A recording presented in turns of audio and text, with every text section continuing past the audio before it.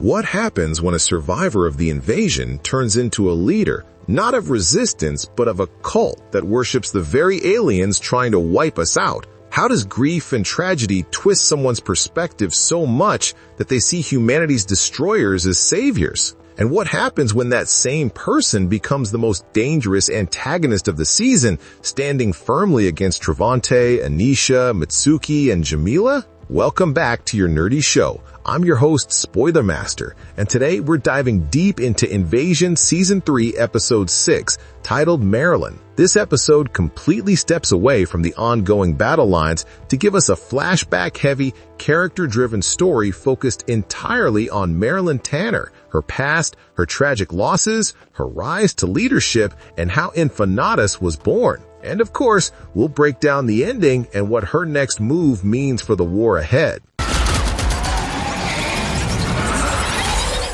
Marilyn's past life before the invasion. The episode takes us back over 2 years before the present timeline, showing us Marilyn in her everyday life. She's working as a secretary at an accounting firm in a big American city. Right away, we see her dynamic, capable, ambitious, and holding the skill set of someone who should have been an accountant herself, yet restricted to secretarial duties because of casual racism. Her sister Angie knows this and resents it, but Marilyn has made her peace with the situation. She may not have the title, but she's essentially running the show behind the scenes, handling details and even stabilizing her boss, Greg, when things get messy. This is important because it sets up Marilyn's personality. She thrives in taking control in chaotic situations. She doesn't necessarily need the recognition, but she wants power and structure. So when that first alien sonic boom shatters the office windows, everyone panics. But Marilyn steps up. She calms the workers, gives instructions, and even advises her boss to head home. Back then, everyone thought it was terrorism. The news called it a terrorist attack. Nobody could imagine it was aliens. Still, Marilyn shows leadership instinct while others freeze. This trait will define her path once the world completely falls apart.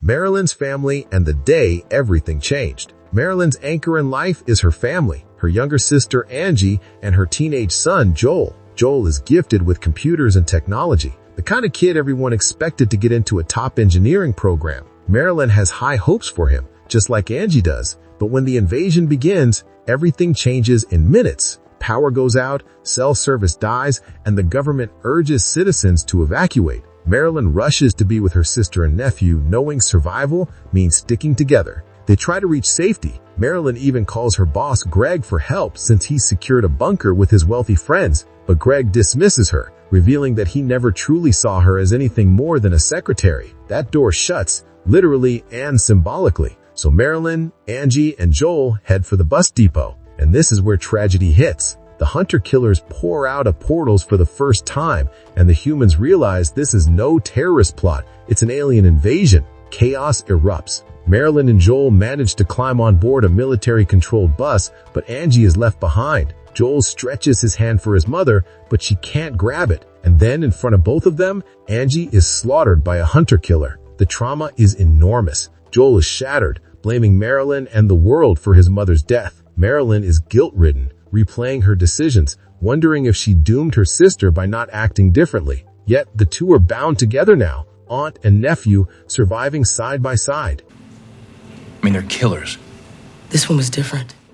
Stranded survivors and Marilyn's rise. The military bus breaks down midway, stranding the survivors. Desperate, they make their way to a local church run by Pastor Allen. He lets them in, despite resistance from his assistant Carol Ann, who worries about food shortages. This is Marilyn's moment. With supplies running dangerously low, she uses her organizational mind to ration everything, distributing food to families, creating duty lists, and managing the community like she once managed her office. From cooking to cleaning to security, she brings structure where there was none.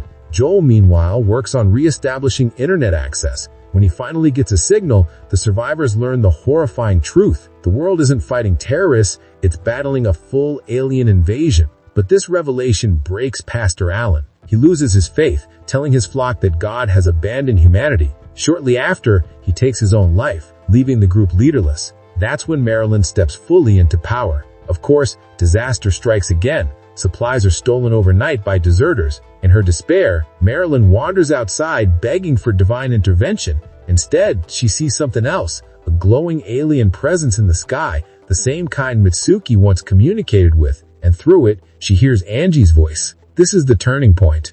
I told you the gates would open.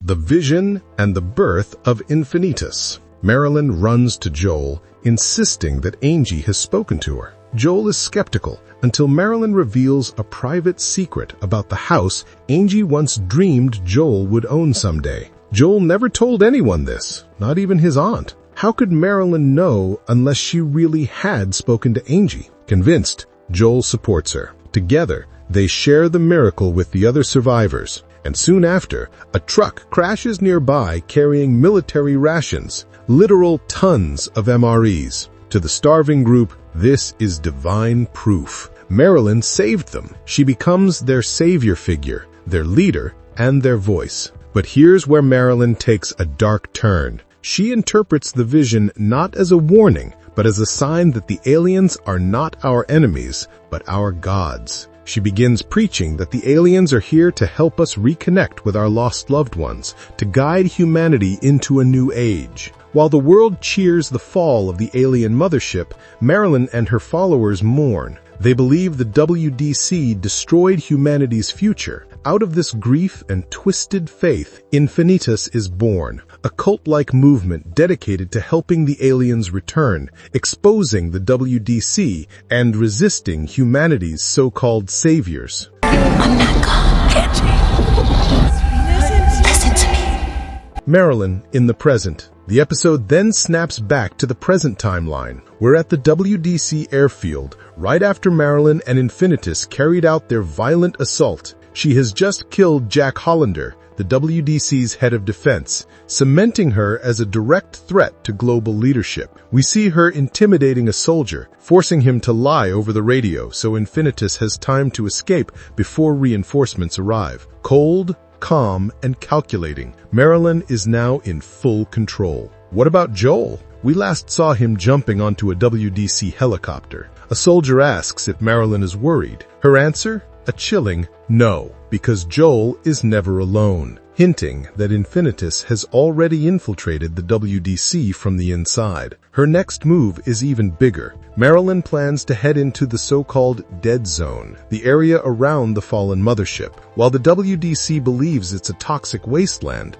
Marilyn believes it's teeming with new alien life, beautiful and divine. Her mission is to help the aliens regain power and continue their invasion. The WDC, those people out there, they call it the dead zone. Ending explained. Episode 6 makes one thing clear. Marilyn Tanner is no longer a bystander or a simple survivor. She is the season's main antagonist. Her grief has morphed into religious zealotry, and she sees herself as chosen, the prophet of Infinitus. The Angie vision could be interpreted two ways. Either she really did make contact with the alien intelligence that Mitsuki once spoke with, or the trauma and desperation broke her mind, twisting coincidence into prophecy. The truck full of MREs arriving right after her vision only strengthened her conviction. From a thematic perspective, Marilyn represents the human face of fanaticism. While Trevante, Mitsuki, Aneesha, and Jamila fight to protect humanity, Marilyn believes she's protecting something greater, ushering in a new age under alien rule. Her belief that Joel is safe because Infinitus has infiltrated the WDC also suggests we'll see betrayals and hidden loyalties within the human forces soon. That's a huge setup for the second half of the season. And with her heading straight for the dead zone, where alien life is rumored to still exist, Marilyn may be about to awaken something far worse than anyone expected.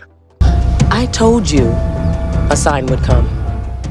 Our nerdy thoughts. This episode was a bold move by Invasion. Instead of advancing the main storylines, it took us on a detour, but one that feels essential. We now understand Marilyn not just as a villain, but as a layered character shaped by grief, systemic injustice, and loss. Her belief system may be twisted, but it's rooted in trauma and survival. That makes her more dangerous than any alien because she's human enough for others to follow. Infinitas isn't just a side cult anymore. It's a massive threat that could fracture humanity's already fragile defense. And with Marilyn at its head, we now have a human antagonist who believes she's doing the right thing. Those are always the scariest villains. Looking ahead, the Dead Zone storyline could tie directly into Mitsuki's alien communications and the mysterious glowing entities. Are they benevolent or manipulative? Did Marilyn really connect with Angie, or was it the aliens playing her emotions? Either way, Episode 6 sets the stage for explosive confrontations in the episodes to come. So what do you think? Is Marilyn delusional? Or did she really speak to Angie? And will Joel stay loyal to her, or will he eventually break free from Infinitus? Let's hear your theories in the comments. And that's our deep dive into Invasion Season 3, Episode 6. It's not over. No, what the heck, I'll laugh anyway.